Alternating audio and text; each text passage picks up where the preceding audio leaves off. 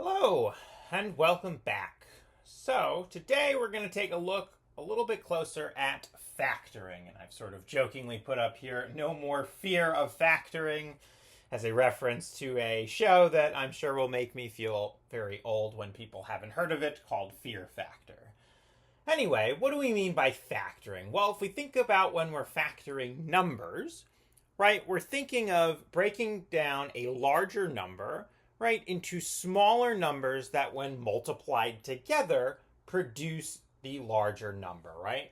We can always think, right, for example, 15, right, has factors of 3 and 5, right? 3 times 5 will get us back to our desired quantity of 15.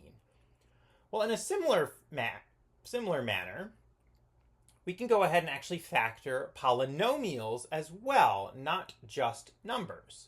And there are a few different ways to factor polynomials.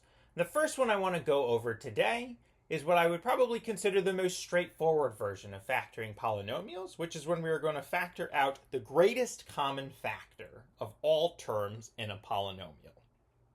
So let's take a look at a couple examples to see what I mean by that. Let's take a look at this first example here, right? 3x squared plus 12x plus 15. Well, if we take a moment to think about each of these individual terms, right? 3x squared, 12x, and 15, what do you notice about all three of the numbers? I'll give you a minute to think about it. Right, so if you take a look, right, and think about it a little bit more, right, we notice that 3, 12, and 15 are all multiples of 3, right? They all have 3 as a common factor. So the way we could factor this expression is we could take out the greatest common factor, 3, and then what we'll put inside our parentheses, since we're essentially dividing each of these terms individually by 3, we'll put inside the parentheses the result we get when we divide each of them by 3, right? So 3x squared divided by 3. Well, 3 divided by 3 is 1.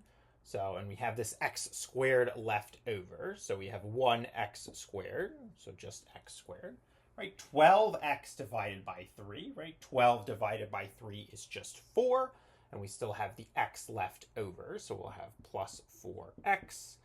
And then lastly, we have 15 divided by 3, which is just 5.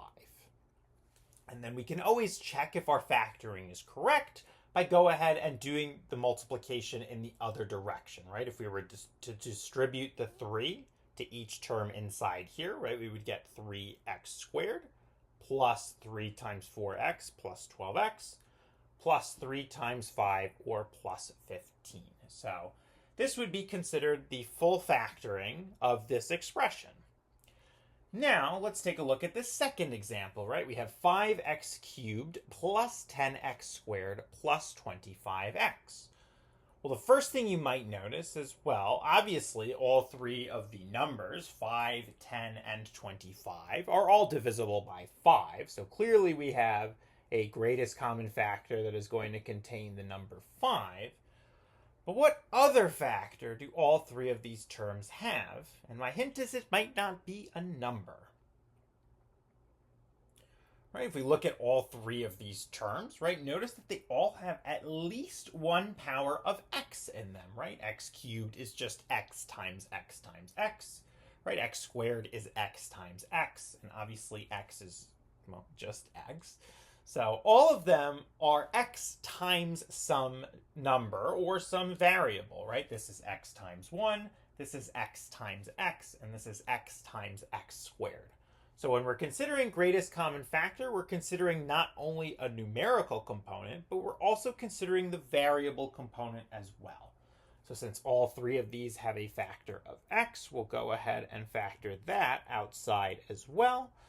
And now we want to figure out what goes on inside the parentheses. And once again, to get those terms, we'll just go ahead and divide each of these terms by our greatest common factor. So 5x cubed divided by 5x, right? Well, the 5 divided by 5 is clearly going to be 1.